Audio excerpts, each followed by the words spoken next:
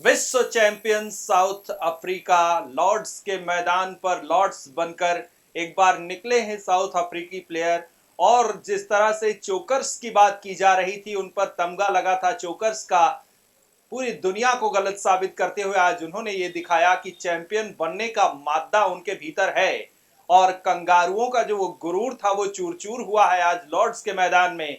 Defending champion Australia जब पहली inning में 212 रन बनाती है और उसके एवज में 138 पर ऑल आउट हो जाती है साउथ अफ्रीका, तो दुनिया के कई देशों के क्रिकेट प्रेमी यही कह रहे थे कि एक बार फिर निराश करने जा रही है साउथ अफ्रीका की टीम। लेकिन इस बार वो सारे कयास गलत निकले और मैदान पर जब दूसरी इनिंग में और चौथी इनिंग में खेलने उतरी साउथ अफ्रीका, तो उसने दिखाया कि क्यों इस सफर तक, इस मुकाम तक पहुंची है साउथ अफ्रीका। और जिस जज्बे के साथ साउथ अफ्रीका के खिलाड़ियों ने खेला, उनके जज्बे के आगे कमजोर पड़ गए कंगारू। पस्त हो गई पैट कमिंस की सेना और इतिहास में आज दर्ज हो गई साउथ अफ्रीका की टीम। और उनके ऊपर जो तमगा लगा था वो भी कहीं ना कहीं छूटा है। कैसे जीत हुई, कितना खास है साउथ अफ्रीका के लिए ये जीत। अभी कुछ ही दिनों पहले टी20, कुछ ही महीनों पहले टी20 वर्ल्ड कप में जब हार मिली थी, तो ये कहा यह जा रहा था कि नहीं भैया, फाइनल इनके बस की बात नहीं है। और ऑस्ट्रेलिया को लेकर कहा जा रहा था कि ऑस्ट्रेलिया हो सकता है सारे मैच हार जाए, लेकिन फाइनल कभी नहीं हारती। और फाइनल ना हारने की बात तो ठीक है, हेजलवुड को कहा जाता था कि वो फाइनल के बादशाह हैं। जिस टीम में हेजलवुड होंगे उस टीम को हारना, कम से कम फाइनल हारना तो नामुमकिन ही है। लेकिन इन सारे कहावतों को गलत साबित करते हुए टेम्बा बबूमा की टीम ने वो कर दिखाया है जिसकी किसी ने कल्पना भी नहीं की थी। सपने में भी नहीं सोचा होगा ऑस्ट्रेलिया ने कि 138 रन पर ऑल आउट होने वाली टीम महज 4 विकेट खोकर 276 रन की का वो मुकाम छू लेगी और ऑस्ट्रेलिया का एक बार फिर से चैंपियन बनने का सपना टूट जाएगा। हमारे साथ हमारे सहयोगी जुड़ेंगे, विकास तिवारी, जो क्रिकेट को लेकर खासा नॉलेज रखते हैं और इस मैच को बॉल बाय बॉल वो देख भी रहे थे।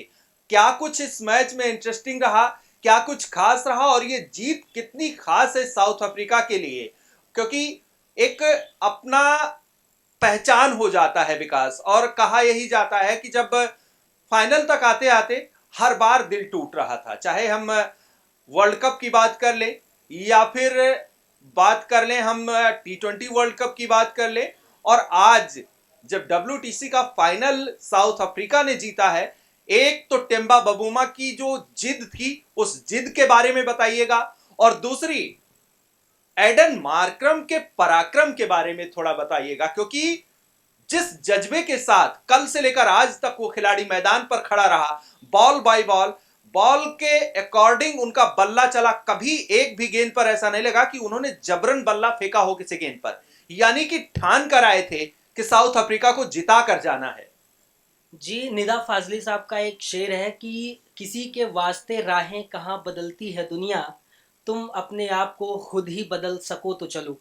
और साउथ अफ्रीका ने ये करके दिखाया है आज, क्योंकि साउथ अफ्रीका की अगर बात करें तो 1998 वो लास्ट साल था जब उन्होंने कोई आईसीसी ट्रॉफी उठाई थी। टेस्ट मैच उन्होंने 1998 में जीती थी। उसके बाद उनकी उस टाइम पे जो टीम थी वो एकदम एक नंबर टीम थी। अगर बात करें टीम की, तो क्योंकि 1999 के वो सेमीफाइनल में भी पहुंचे थे और ऑस्ट्रेलिया में उन्होंने, ऑस्ट्रेलिया के सामने 213 रन का टारगेट था, दक्षिण अफ्रीका के सामने उन्होंने मैच टाई भी करवा लिया था। लेकिन क्योंकि ऑस्ट्रेलिया ने पॉइंट्स टेबल में ऊपर फिनिश किया था तो वो डायरेक्ट फाइनल में थ्रू हो गए थे। तब सुपर ओवर का ये सिस्टम नहीं था। अगर होता तो शायद दक्षिण अफ्रीका का इतिहास कुछ और होता। कहते हैं कि इतिहास खुद को दोहराता है, लेकिन 28 सालों बाद आज उन्होंने इतिहास, जो उनका पुराना इतिहास रहा है, चाहे 2015 सेमीफाइनल हारना हो, 1999 सेमीफाइनल हार के बाहर हो जाना हो, 2024 फाइनल टी20 वर्ल्ड कप भारत के सामने एक जीत की दहलीज से एकदम हार गए थे वो हार जाना हो, तो उन्होंने इतिहास को दोहराया नहीं है, बल्कि उन्होंने इस बार इतिहास रचा है। टिम्बा बवूमा की जिद की आप बात कर रहे थे। उस खिलाड़ी को जब उन्होंने अपना करियर शुरू किया था तो उनकी जो परफॉर्मेंस होती थी वो काफ़ी शानदार होती थी, मैच दर मैच वो बेहतर होते गए। लेकिन जब उन पर कप्तानी का दबाव आया, जब वो कप्तान नियुक्त हुए, तो उनकी परफॉर्मेंस एकदम से डाउनफॉल शुरू हो गया था। तब उन्हें कोटा प्लेयर कहा जाता था कि आरक्षण के तहत वो खेल रहे हैं, टीम में वो एक बोझ है। लेकिन उन्हीं की कप्तानी में, उन्हीं की सरपरस्ती में आज टीम ने पूरी दुनिया को गलत साबित किया है। और जिस ऑस्ट्रेलियन माइंडसेट की बात होती है कि ऑस्ट्रेलिया कभी भी नॉकआउट स्टेजेस में जो है वो अपने जज्बे के लिए जानी जाती है, सारा जज्बा उन्होंने दिखाया। लेकिन टेम्बा बवूमा की टीम ने ये सिद्ध किया कि उनका जो ट्रॉफी जीतने का जो हौसला है, जो हसरत है, जो सपना है, वो ऑस्ट्रेलिया के टेम्बा बाबूमा की बात करें, कल की तस्वीर सभी ने देखी जब वो खड़े होकर खेल रहे थे और आए थे। हैमस्ट्रिंग के चलते उनके पैर नहीं चल रहे थे, एक पैर के बलबूते वो रन दौड़ रहे थे और कभी ऐसा नहीं लगा कि कभी कोई रन उनके ना दौड़ पाने की वजह से छूटा हो। तो एक जिद थी उनके भीतर कि बस जीत के ही जाना है और ये मैं जीत के जाऊंगा। भले ही ऑस्ट्रेलिया को ललकार कर कह रहे थे कि ऑस्ट्रेलिया वालों, अगर तुम फाइनल नहीं हारते हो तो टेस्ट मैच मैं भी नहीं हारता हूं। जी बिल्कुल। अगर टेस्ट कैप्टन के रूप में टेम्बा बवूमा की बात करें तो वो टेस्ट कैप्टन के रूप में कभी उन्होंने हार का सामना नहीं किया है, और उन्होंने ऑस्ट्रेलिया के सामने इस रिकॉर्ड को बरकरार रखा। और ऑस्ट्रेलिया के कई रिकॉर्ड, जैसे जॉश हेजलवुड का आपने जिक्र किया कि उन्होंने आज तक जितने भी फाइनल खेले थे वो किसी में हारे नहीं थे। लेकिन टेम्बा बवूमा ने बताया कि जो मेरा रिकॉर्ड है उसे मैं अपनी बादशाहत कायम रखने के इरादे से आज मैदान पर उतरा हूं। अगर टेम्बा बवूमा की जो आप हैमस्ट्रिंग की बात कर रहे थे, इसे देखकर एक पारी याद आती है ग्लेन मैक्सवेल की, जो उन्होंने 2023 वर्ल्ड कप में अफगानिस्तान के सामने खेली थी। तो वो भी वो पारी थी जो जिस पारी ने ऑस्ट्रेलिया को फाइनल सेमीफाइनल के लिए जो है वो थ्रू करवाया था। उसके बाद ऑस्ट्रेलिया फाइनल में गई और जीत गई। तो वो जुझारूपन जो चाहिए होता है एक खिलाड़ी को, और खासकर टेस्ट मैच में, क्योंकि टेस्ट मैच तो 5 दिनों का खेल होता है और उसमें हैमस्ट्रिंग और पूरा दिन 90 ओवर खेलना है, तो वो लगातार जुझारूपन और जो स्टेमिना होता है वो बरकरार रखना जरूरी होता है। और टेम्बा बवूमा ने जो दिखाया, उसके बावजूद वो क्रीज मतलब उनकी हैमस्ट्रिंग खींची, वो क्रीज पर लेटे रहे लगातार, जो है मतलब अपने लगवाते रहे जो भी ट्रीटमेंट, मतलब फिजियो बिजी रखे। जी बिल्कुल, फिजियो को बिजी रखा, ट्रीटमेंट लेते रहे, लेकिन हार नहीं मानी। और अब अगर वो आउट भी हुए आज, तो वो ये सुनिश्चित करके गए कि यहाँ से टीम कम से कम जो है। लेकिन एक सवाल विकास, तीसरे दिन का खेल खत्म होता है, गिल्लियां गिरती हैं। अब ये होता है कि अब चौथे दिन 69 रन चाहिए साउथ अफ्रीका को जीत के लिए। लेकिन पूरी दुनिया की जो क्रिकेट की नॉलेज रखने वाले हैं, एक बात उनके मन में कहीं ना कहीं थी कि हो सकता है अभी भी कंगारू वापसी कर जाए। और किसी को भरोसा नहीं था कि इतना, ठीक है 200 के पार स्कोर पहुंच गया है, लेकिन ये 69 रन बनाने होंगे, ऑस्ट्रेलिया की टीम के सामने बनाने होंगे, जो ऑस्ट्रेलियंस आसानी से करने नहीं देते। जी बिल्कुल। ऑस्ट्रेलियन माइंडसेट की बात हमेशा की जाती है, क्योंकि ऑस्ट्रेलिया का अगर देखें तो एक बार नहीं, उन्होंने कई बार ये कारनामा करके दोहराया है। और खास करके ऐसी सिचुएशंस में जहां पर सेना कंट्रीज की हम बात करते हैं, जहां पर पेसर्स को मदद मिल रही हो, उनके pacers PAT Cummins, Mitchell Starc और हेजलवुड, ये सारे अब मतलब एकदम ऐसे उतरते हैं कि बल्लेबाज जो खड़े होते हैं उनके पैर कहीं ना कहीं कांप रहे होते हैं। तो और ऑस्ट्रेलिया ही थी, आपको याद होगा कि चौथी पारी थी एडिलेड में, और भारतीय टीम 36 रन पर पूरी धराशायी हो गई थी। तो ये तो ऑलमोस्ट डबल रन थे, 72 और 69। और कहीं ना कहीं और साउथ अफ्रीका अपने चोक करने के जो 117 से 138 का वो तस्वीर सभी ने देखा। जी बिल्कुल, क्योंकि फर्स्ट इनिंग में वही करके आ रही थी, 17 रन पर 5 विकेट गवा दिए थे। और ऑस्ट्रेलिया वो हमेशा करके आती है, मतलब कितना भी दबाव हो वो आराम से सोख लेते हैं उसे। तो कहीं ना कहीं दबाव और फेवरेट तब भी लोग ऑस्ट्रेलिया को ही मान रहे थे। हालांकि ये था कि एडन मार्करम जो सेट होकर खड़े थे, अगर वो एंड तक खेल कर जाते हैं तो कहीं ना कहीं ये तय था कि दक्षिण अफ्रीका वहां से नहीं हारने वाली है। और वही एडन मार्करम ने किया। एडन मार्करम का जो पराक्रम था, उन्होंने लगातार कल पूरे तीसरे दिन बैटिंग करी, आज लगभग जीत सुनिश्चित करके गए। जब महज 6 रन चाहिए थे तब वो दुर्भाग्यपूर्ण तरीके से आउट हो गए। अगर वो जिता कर जाते तो शायद ये उनके करियर का अब तक का सबसे बेहतरीन जो है वो इनिंग हो जाती। हालांकि अभी भी वो अगर कोई फहरिस्त तैयार करेंगे अपनी बेहतरीन पारियों की, तो वो इसमें टॉप पर रखेंगे जरूर। नहीं जरूर, और कहा भी जा सकता है कि भले ही एडन मार्करम आउट हो गए और जब आउट हुए तो 6 रन चाहिए थे, यानी कि इस बुलंदी की जो इमारत है वो इमारत की बुनियाद भी और वो दीवारें भी और छत भी पड़ चुकी थी, बस रंग पेंट बाकी रह गया था, उसको बाकी के बल्लेबाजों ने किया। इस पूरी जीत के लिए टेम्बा बबूमा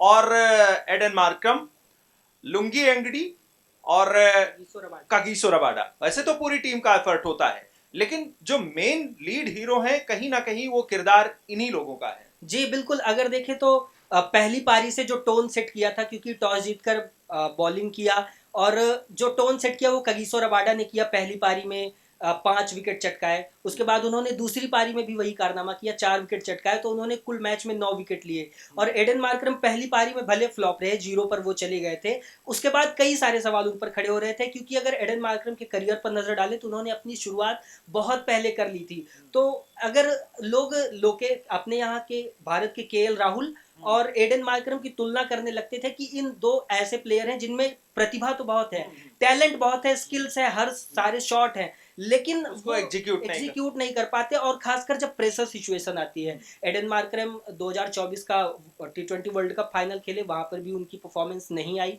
2025 चैंपियंस ट्रॉफी में सेमीफाइनल खेले न्यूजीलैंड के सामने, वहां भी परफॉर्मेंस नहीं आई। तो सवाल कई सारे उठते थे जो बनते भी थे, लेकिन आज एडन मार्करम ने अपनी इस पारी से उन सारे सवालों का जवाब दिया है और आलोचकों के मुंह पर कहीं ना कहीं ताला लगाया है। एडन मार्करम के लिए एक बहुत अच्छी चीज़ है जो मैं बताना चाहूँगा कि 2016 में जब विराट कोहली अपनी प्रचंड फॉर्म में थे, उन्होंने सबसे ज़्यादा रन T20 वर्ल्ड कप में बनाए थे, आईपीएल में 973 रन का वो इतिहास रच दिया था। उन्होंने तब ये ट्वीट करके बताया था कि Aiden Markram such a delight to watch, अगर वो बैटिंग करते हैं तो उन्हें देखना बहुत, जो है वो एक क्रिकेटर को, क्रिकेट प्रेमी को, मतलब एक खूबसूरत बैटिंग वो करते हैं।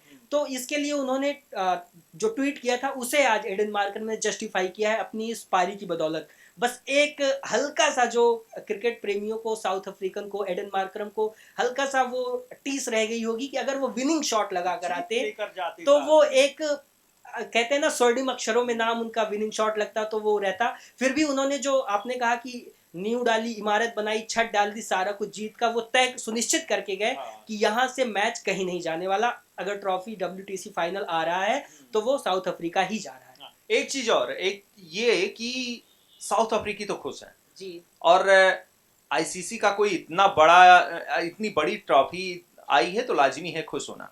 साउथ अफ्रीका की जीत पर इंडियंस भी उतने ही खुश हैं। हाँ, कहीं ना कहीं इंडियंस खुश हैं। और अगर देखें कि अगर मतलब ऐसे उस वे में नहीं, एक लाइटर वे में देखें तो कहीं ना कहीं साउथ अफ्रीका जो फाइनल खेल रही है उसके पीछे भी इंडिया का हाथ है, क्योंकि ना इंडिया न्यूजीलैंड से घर में 3-0 हारती, ना बॉर्डर गावस्कर ट्रॉफी में वो 4-1 से हार झेलती, तो साउथ अफ्रीका यहाँ होती ही ना, क्योंकि जब तक इंडिया इस रेस में अलाइव था तब तक केवल 38% चांसेस थे कि साउथ अफ्रीका जो है वो WTC का फाइनल के लिए क्वालिफाई कर भी सकती है। लेकिन वो भारत की लगातार हार हुई और साउथ अफ्रीका ने अपने लास्ट के 6 में से 5 मैचेस जीते, उसकी बदौलत ये है कि वो आज WTC का फाइनल खेल रहे हैं। तो साउथ अफ्रीकन खुश है, इंडियंस भी खुश है, क्योंकि साउथ अफ्रीकन जो प्लेयर्स होते हैं उनकी वो एक होती है ना कि कंट्रोवर्शियल, उनका जो मामले उतने सामने नहीं आते, उनका जो अच्छा, इंडियंस की खुशी पर हम बात करेंगे। आपको क्या लगता है कि जो बॉर्डर गावस्कर ट्रॉफी में इंडिया की हार हुई वो कसक, या फिर पिछले जो WTC था उसके फाइनल में हार हुई थी भारत की वो कसक, ये दोनों कसक काम कर रहे थे इसलिए ये हो रहा था भाई जीते तो साउथ अफ्रीका जीते, ऑस्ट्रेलिया ना जीते।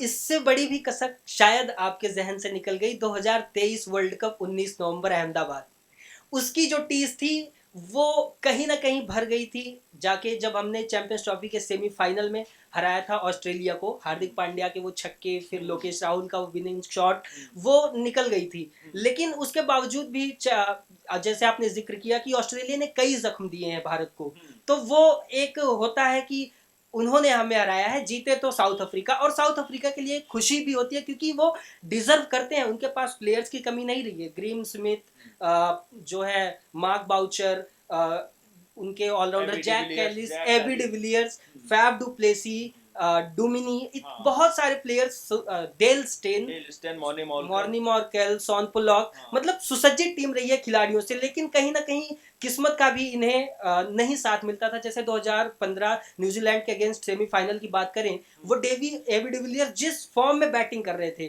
वहां बारिश आकर खलल डालती है और डकवर्थ लुइस के सहारे उनका जो स्कोर होता है वो हाँ। कम हो जाता है और न्यूजीलैंड के लिए वो इजी चेज हो जाती है। हाँ। तो कहीं ना कहीं किस्मत का साथ भी इन्हें नहीं मिला था। जैसे 2024 टी20 वर्ल्ड कप में भारत जीता था तो हम बहुत खुश थे, लेकिन अगर साउथ अफ्रीका के पॉइंट ऑफ व्यू से देखें तो 30 गेंदों में 31 रन और वहां से वो हार जाएं इस तरह से, तो वो कहीं ना कहीं किस्मत का उन्हें साथ नहीं मिला था। लेकिन किस्मत और ये सारी चीजें एक चीज और है, जब T20 वर्ल्ड कप की बात आपने की, जब T20 वर्ल्ड कप में भारत साउथ अफ्रीका के सामने जीता, खुशी तो बहुत थी, लेकिन साउथ अफ्रीका की उस हार को लेकर इंडियंस को थोड़ा दुख भी था, और शायद वो दुख आज उनका भर भी जाएगा, क्योंकि उस समय जो साउथ अफ्रीका हारी, उनके खिलाड़ी रो रहे थे, उनका उस समय का रोना और 2015 वर्ल्ड कप सेमीफाइनल में हारना, वो आंसू पूरी इंडिया ने देखा था। वो चाह रहे थे जीते, लेकिन हमसे ना जीते, और वो कहीं ना कहीं पूरा हुआ। जी बिल्कुल, कि अगर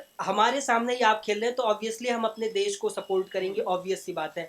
लेकिन उसके बावजूद अगर फेवरेट कोई हमारा है तो वो साउथ अफ्रीका है, क्योंकि देखा है हमने साउथ अफ्रीका के प्लेयर्स को भी इंडिया में बहुत प्यार मिलता है। हमने साल दर साल देखा है। एबी डिविलियर्स की बात करें, 2015 का मुझे वानखेड़े स्टेडियम का एक दृश्य याद आता है कि साउथ अफ्रीका हमारे ही बॉलर्स को कहीं ना कहीं, अगर क्रिकेटिंग लहजे में कहें तो धो रही थी, लेकिन उसके बावजूद एबी डिविलियर जब ग्राउंड पे एंटर करते हैं तो उसके सामने एबीडी के नारे लग रहे होते हैं, जहां पर इंडिया के हाँ, सामने ये भी कह सकते हैं कि अगर फाइनल जितवाना है अपनी टीम को तो एबी डिविलियर्स को मैदान में बैठा दो। जी बिल्कुल, तो वही सारी चीजें हैं। साउथ अफ्रीका के प्लेयर्स को भारत से हमेशा प्यार मिलता रहा है। एबी डिविलियर्स की बात करें, फैफ डू प्लेसिस की बात करें, जैक कैलिस तो ऐसे प्लेयर थे, उनका अगर आप बल्लेबाजों की फहरिस्त बनाए तो भी वो टॉप में शुमार होते हैं, गेंदबाजों की सूची बनाए तो उसमें भी वो टॉप पे शुमार होते हैं। लेकिन वही है कि अनलकी रहे, टीम के लिए कोई ट्रॉफी नहीं ला पाए। लेकिन आज जब एबी डिविलियर्स मैदान में मौजूद थे इस जीत के दौरान, ग्रीम स्मिथ मैदान में मौजूद थे,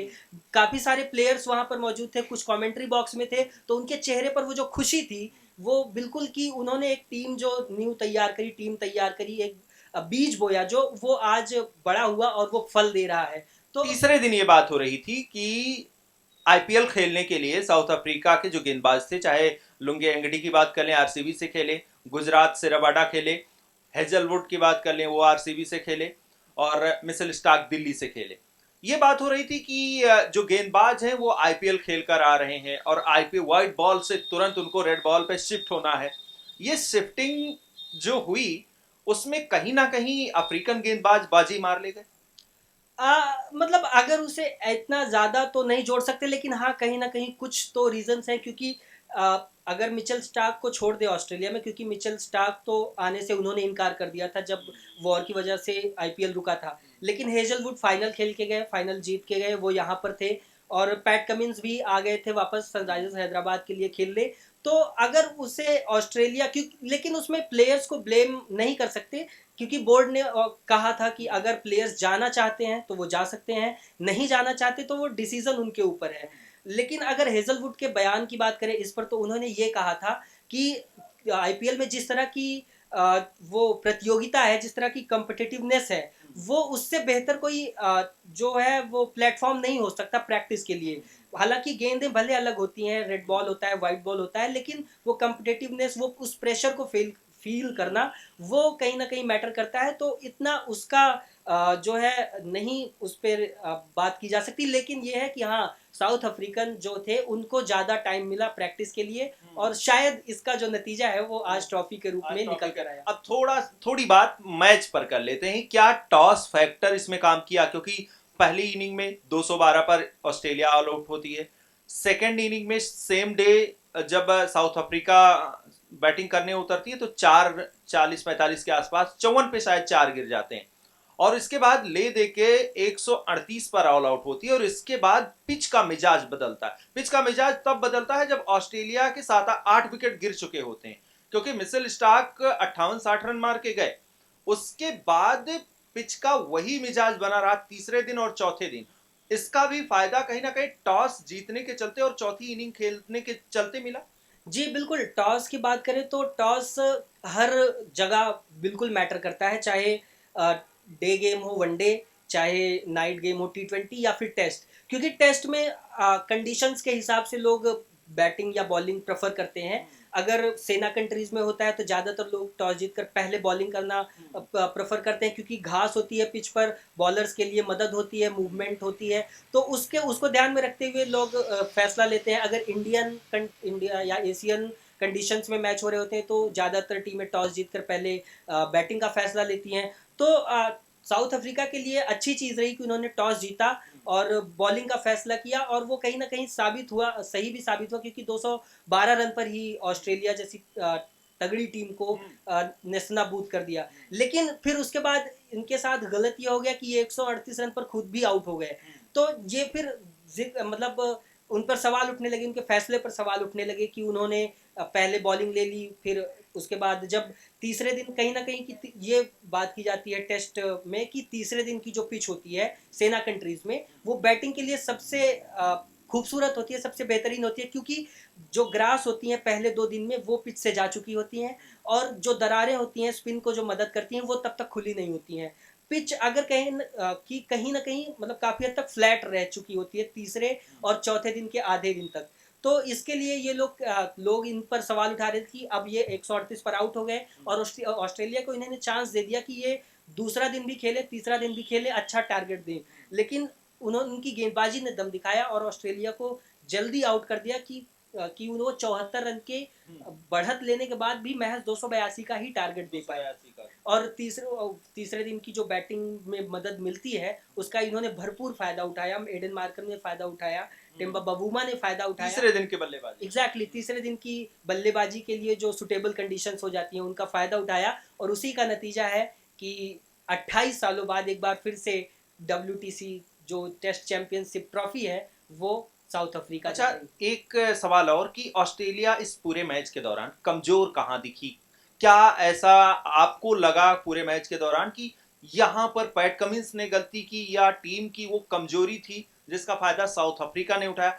मेरे पॉइंट ऑफ व्यू से, क्योंकि ट्रेविस हेड को बहुत लेट भेजना, अगर ट्रेविस हेड को ओपन या तीसरे नंबर तो स्मिथ के अलावा कोई नहीं, लेकिन उसके बाद अगर ट्रेविस हेड को थोड़ा और ऊपर भेजा गया होता, क्या और इम्प्रूवमेंट दिख जाता?